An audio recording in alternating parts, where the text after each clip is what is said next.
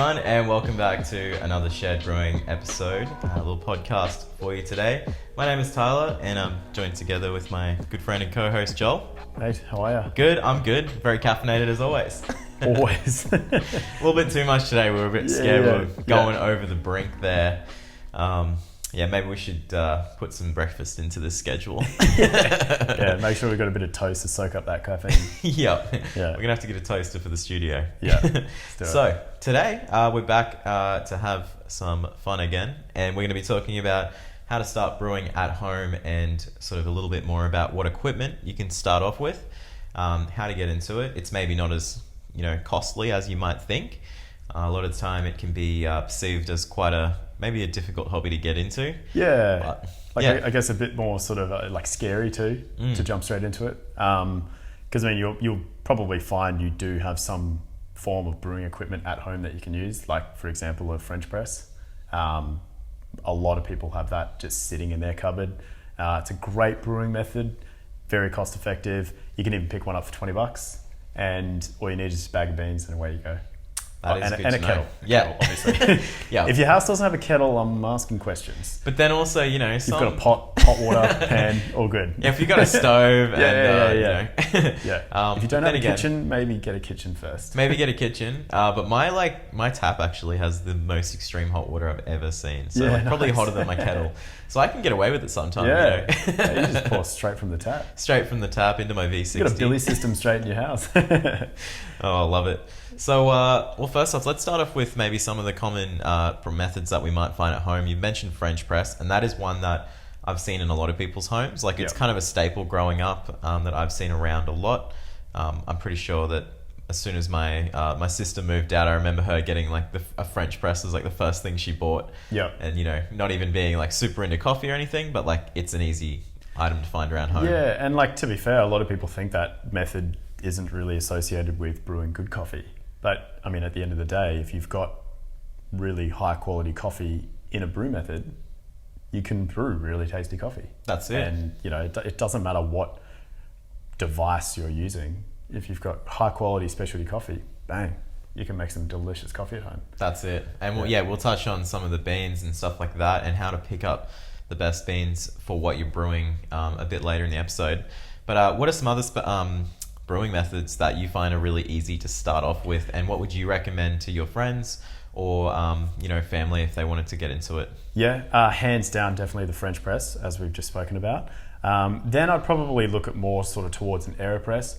Really cost effective as well. I think it's $60 or so. Even less, I think $40 now they go for. And that pack comes with everything you need. Comes with the spoon. You can use that as a guide to dose your coffee. Comes with little measuring symbols on the side. You can brew it many different ways. There's not one way to brew it. And you've got paper filters in there. You're pretty much ready to go with that brew method. It's pretty very accessible. Then after that, a lot of people do have espresso machines at home. Espresso machines are, you can get quite cheap espresso machines for espresso based coffee. But I definitely think French press, AeroPress. Good ways to start off. Yeah. And I guess, can you give us a breakdown maybe of what makes those methods easy? How do they actually brew? So we'll start off with French press. What's the process? We've all seen a French press, but maybe it's good to work through that process and actually understand it a bit more on why does it brew like that, or how is it actually immersing coffee or the water into the coffee and brewing? Yeah, I mean, realistically, simply put, it is, you're literally putting ground coffee, water, steeping it, and then filtering the coffee granules, and then pouring into a cup. It's a bit like tea in that way as well. It's very much like a teapot. Yeah, that makes it very easy to understand, because we all know how a tea bag works. It kind of, you put it in the water for a while, then you can take it out, or you can pull it to the side and you can drink the perfectly clean tea. And that's it. The longer you brew it, the more solids you're getting in the cup, the finer you do it. You obviously don't want to go too fine, because the metal filter on most of them aren't very fine. So, longer you brew it, more solids in the cup, more of that sort of strength flavor that a lot of people sort of talk about. I like a strong coffee. Yeah. So pretty much to brew a stronger cup, you fine up the grind, because when you've got smaller particle sizes, more solids are in that liquid. So same thing, brew it for longer, you're getting more solids. There is the chance of over extraction, and you start to get those sort of like over extracted flavors coming through. But you know, if you're someone that likes that sort of strengthier beverage, you can steep it longer and then do it that. And that's why it's so accessible, because you can't really do anything else other than coffee, water, plunge, and time, brewing time. Yeah. And then you just pour into a cup. Or Perfect. Drink it straight. Yeah, and you've got no risk there of like getting the grounds in there or anything. Yeah. And then how does that differ to the AeroPress, and where does that kind of change? Because I guess it is a similar method, which is cool, but I guess the AeroPress uses a pocket of air to push the coffee down. Yeah, so it's like a big syringe. Yeah. So I use the inverted method. I think that's probably the easiest way to use an AeroPress. You literally stick it upside down so it looks like a upside down syringe. Pour your coffee in, put your coffee in, pour your water in, and then you can either weigh it out, which is, you know, a good way of eliminating certain variables because it's creating consistent brewing method. So you weigh out your coffee, you weigh out your water, do it that way, or you just use the spoon that's given, use that same amount, use the water indicators on the side of the AeroPress. I think it's got like 1, 2, 3, and 4. Yep. And then you just, same thing, steep it for as long as you want, or to the flavor profile that you want, turn it upside down, push it onto the cup. You've got extracted coffee, and it's got the paper filter in there. You can get metal filters as well, so you don't have to keep buying paper filters. You can just, wash it, reuse it. I guess it's more of a sustainable method too. Definitely, yeah. People do, prefer the paper filter or the metal filter. There is a bit of like a debate around that, but yep. That's starting to get more sort of like each to their own, really. In that case, it's all about experimentation. That's right. Yep. So I definitely think those two brew methods are the most sort of accessible. Cool. AeroPress, it can seem a little bit scary because you're just like, what is this? Yeah, when you think of it like a just like a French press. Yeah. And then but it's just a bit smaller, and it's made of like a really flexible, durable plastic rather than like maybe glass or something like that. It's a lot easier to understand. I was definitely intimidated by the AeroPress at first. I don't know why. Yeah. It's kind of just looks like, what am I doing with this thing? Like where do you begin? Sort of thing. But I mean, you can even like just literally like not even use the syringe part. You can just have the part that the filter attaches to, and literally I call it the chamber. The chamber, just sit that on top of a cup. Let water slowly pour through the coffee grounds and through the filter, and you've got like, I would sort of tend to say that that's more of like a lighter brew because you're going to have coarser coffee, and it'll sort of come through. So that's a really easy brew method. At the end of the day, best thing to do if you're really not sure with AeroPress, jump onto YouTube.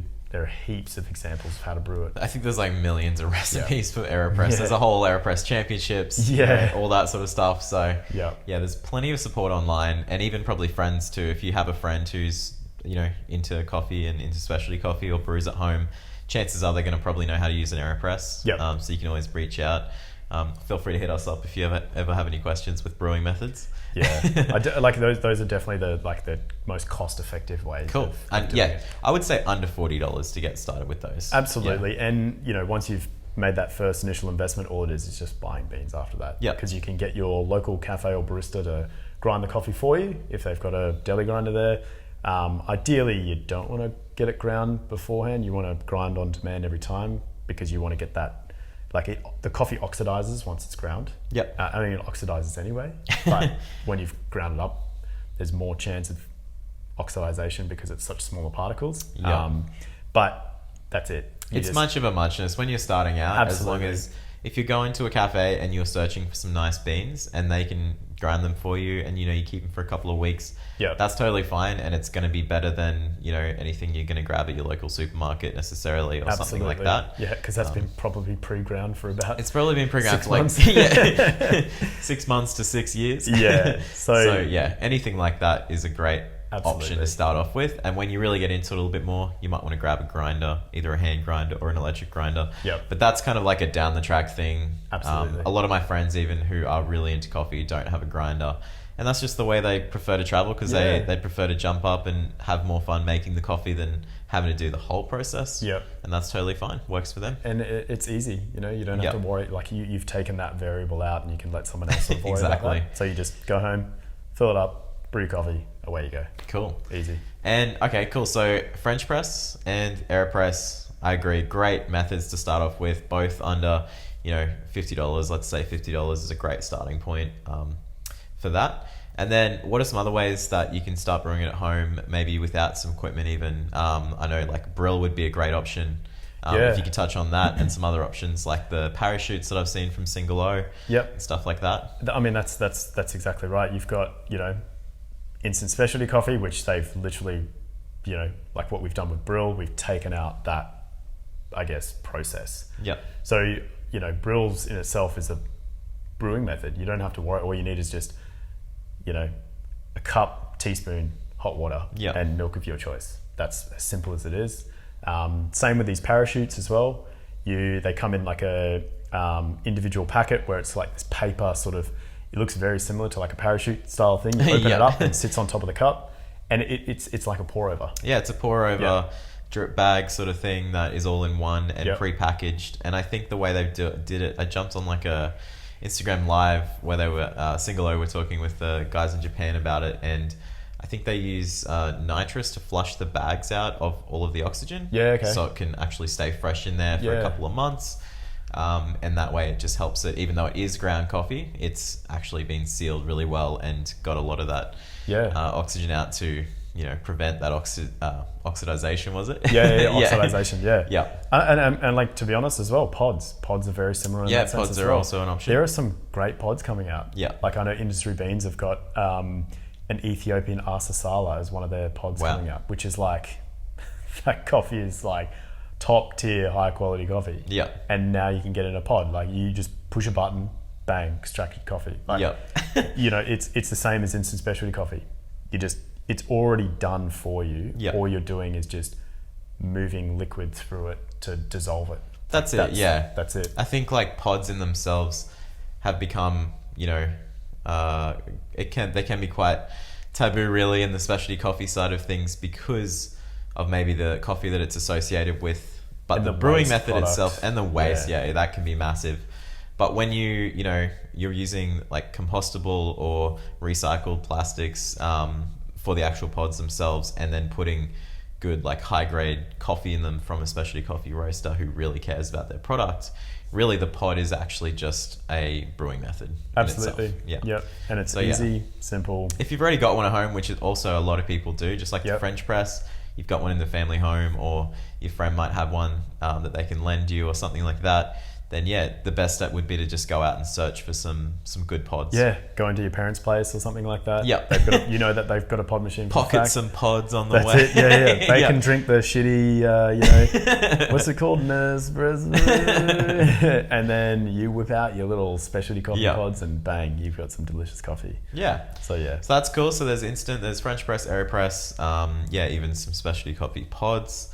Your parachutes. Is there anything else I guess we should mention on getting started with it? Like, to be honest, V60, same thing. If you've got the coffee already ground for you, all you do is just put it into the paper filter, into the like cone piece device that a V60 is, wet the filter paper, put the coffee in, literally pour the water over the top. Like, you can do that and still, make a cup of coffee at home. You can get started that way. Purist techniques where people go, no, you need to, bloom it for this, agitate that, do all that sort of stuff. But we're talking like bare basics. You just want access to an easy brew method at home. Pour over is super simple. When it comes down to the essence of it. Pour over the top of it. And it's cool because I found personally with V60, I loved that as one of my first sort of specialty coffee brew methods at home, because I could get really nerdy and technical about it when I wanted to, but like I didn't have to all the time. But I find that one, if you want to step it up a little bit more from those basic ones and explore it a little bit more, and maybe even start buying a little bit more equipment like your kettle, your gooseneck, or like to kettle. Control that pouring. Control that pouring. Not just flogging out of the top of a big fat spout. Get some scales and as well. Spilling it everywhere and doing that sort of stuff. But that's it. And I definitely think that brew method is relatively simply put. And again, jump onto a YouTube or ask your local barista what their recipe is. If they don't tell you, that's a silly secret they should be telling you, because like a recipe of how to brew a coffee is like bizarre if people are holding that away. Exactly. But you know, you should be sharing. Sharing's caring. Sharing is caring. Shared brewing. Shared brewing. We love it. I've got no secrets. I won't tell you how we do brew, but well, that's intellectual property right there. We found the line there. Yeah. A line in the sand. So are there any other accessories as well that we can maybe touch on that as you get more into specialty coffee you might want to have a look at? But like a more sort of advanced sort of style, or like advancing those brewing methods? Yeah, like I guess scales, kettle, we mentioned those ones. Scales, kettle. I mean, kettle, like, you want to easily control like flow from the water just because you don't make like a mess and it just doesn't sort of like gush out pretty quickly. So yeah, scales, grinder, kettle. I think that like scales... They're the staple three. Yeah, scales are really important, mainly because it is like scales are super accessible. Just a lot of people have got kitchen scales. Digital scales are ideal. You don't want one of those analog, needle scales. A digital kitchen scales, even just to a gram. Yep. Doesn't have to be 0.1 gram, whatever. Just to a gram. You can then create consistency in your cup that way because you can measure the coffee, measure the yield. Like, so that's the actual extracted coffee, the liquid in the cup, and then you can start to sort of go, what if I put in an extra gram of coffee and kept the same amount of water? What if I put less coffee, same amount of water? What if I, you can start to really, change those, I guess, variables, and you can see the flavor profiles change, and you can get more sweeter, more sort of like bold, all that sort of stuff. Yeah, that's it. Yeah, as soon as you've got the scales there and a bit more control even in the water or maybe the way you're pouring, you can start to feel those variables and try them out. Again, always keep a notepad. That's 100%. That's probably another really great accessory. Notepad. Costs nothing. We've probably got plenty of paper around, just a pen and paper. Yeah. Grab an old receipt. I usually grab a receipt. Yeah. Put it in your notes. Your smartphone, just put in your notes, and then like that's it. And you can put a date on it and go, yep, I made this yesterday, and then just work from there. And like you'll start to build confidence at home doing that. And there is so much content that you can just watch, consume, and start to really, brew some epic coffee at home, and you don't have to be a professional. And don't get discouraged if you're not making what you hope to be making straight away. A lot of my friends, myself included though, I've had quite low moments where I'm like, man, I can't make anything good here, but you got to just persist. Try again tomorrow, try again later, whatever. It's not the end of the world. It's just making a coffee. Like, nothing's riding on it. That's it. Have some fun with it. Yeah. And like, you might go, oh no, I, didn't start the time on the scales or something like that. I didn't start my brewing time, because that's also another thing that you should start timing. Like recording your time. So as soon as you start brewing, you want to time it, that sort of thing. Because obviously you want to keep track of that. Yep. You're like, oh, I didn't turn the scales on. Yep. I've done that so many times. You just wing it. And then, everyone's done it. Yep. And I always forget to start the timer when we're doing those live videos for a while. I was like, live on camera. I'm like, all right, guys, here's how you make a V60. Don't show the scales. Start pouring. And then I'm like, I didn't start the timer. And I'm like 30 or 40 seconds in. I don't know. Counting in your head while you're talking to someone. Yeah, well, I'm trying to talk on camera. It's pretty funny. But we'll do it. I mean, and that's it. And like, you will start to, like, within like weeks, if you're doing one every day, you can start to really nail it. And then you can start to share those, I guess, brew methods and, talking points with your friends who also brew like that at home, and, get them round. Take your stuff over to their place. Absolutely. And, whip up a coffee. Doesn't matter if it's good or bad. Have a crack. It makes you feel a lot better when you've had that achievement of trying it in front of people as well. Absolutely. Yeah. That's it. Yeah. So it's definitely very accessible.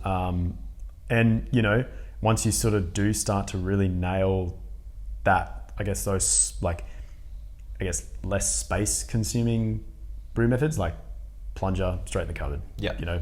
Espresso machine takes up a bit on the bench, but you've usually got a spot for that. Yeah. But like, you can start looking down at like, if instead of making one cup for, your V60, you can start looking at getting a Mocha Master or something like that, where it's a bigger batch brew method. Yep. Similar to what you might make out of a V60 or something.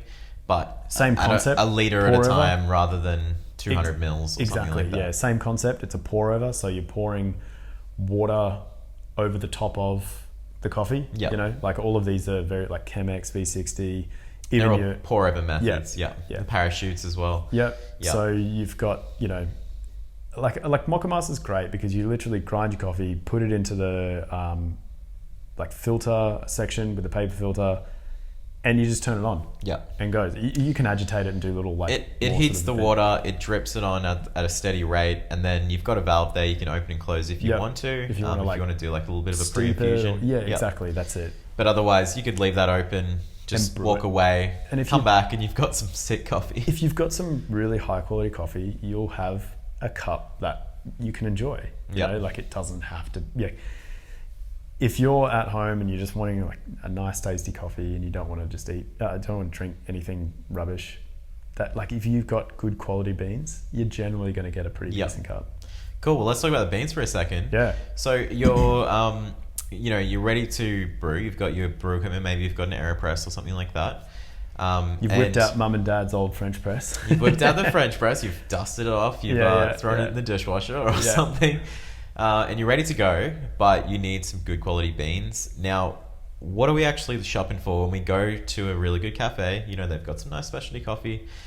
You've heard good things, or you're a regular there buying takeaways or, dining in, and you want to pick yourself up some beans. Now, what are we looking for when we get there? Okay, so I think with the reason why AeroPress and French press are great brewing methods is that you don't have to use a specific roast profile for those. Like there's no right or wrong. Like you can brew them to the roasted coffee and actually get like a really nice flavor profile based on espresso roast or filter roast. Okay. So they're the different sort of roast types for break coffee. that down for us real quick. So pretty much when you're roasting coffee, you're developing the coffee. So once it's filter roast, it's not as developed as espresso roast. So when you're brewing filter roast, you tend to want to, have it under a high temperature of water for a long period of time. So you really get those really nice sort of like, I guess like fruity flavors. While espresso roast, you get more sort of like bold, it's why like blends are made for espresso because a lot of them go with milk. So you want like a coffee where it's got like some nice base flavors, like something like a Brazilian coffee will do really well in that sense. In a blend, it'll create like the chocolates, like almond, like that sort of like basey sort of flavors. I find like the nutty flavors, the chocolatey flavors often come through way better on the espresso side. Yep. So is the filter roast side a lot lighter? You get that's probably the best way to describe it. You get those lighter flavors like fruits, like stone fruits. You get like berries. Floral flavors. You can still get chocolates and things like that, like those sorts of flavor profiles. But the lighter roast lighter roast, filter roast tends to bring out those lighter notes. Okay. Yeah. Cool. So for something like a French press, we don't have to worry too much between filter and espresso. I mean, if you go to a specialty coffee roastery, generally their espresso roast is going to be lighter than your typical. That is true. Yeah. I have found with a lot of the specialty coffee places I go to in Australia, at least. They have a lot more lighter roast on the espresso side, and then a lot more of the mainstream coffee places tend to be a darker roast. Way That's more just developed. what I've found, and that can be a little bit of a challenge when you're bringing someone over into that specialty coffee world because they might want a stronger, darker roast coffee, but that's it. It's that light coffee. It's not that. It's just different. Basically, it's an adjustment period. But that's good to know that in the specialty coffee side, you can't go wrong with either too much. So don't stress too much. But obviously, there is those filter and espresso for a reason. So would you tend more? I guess I tend more to the filter side when I'm going something like an AeroPress. And then of course when you're going into your pour overs like the Mocha Master or the V60 or Kalita Wave, anything like that. Pretty much all those manual brewing methods, you want to tend to aim for the filter roasts. Yeah. However, always ask your barista. Just ask the barista. At local cafe, just be like, what do you recommend? Yeah. They usually have a recommendation. They should have a recommendation. If they don't, then maybe ask another barista. But I think that's the best way to apply it. Talk to your cafe, ask them, tell them your brewing method.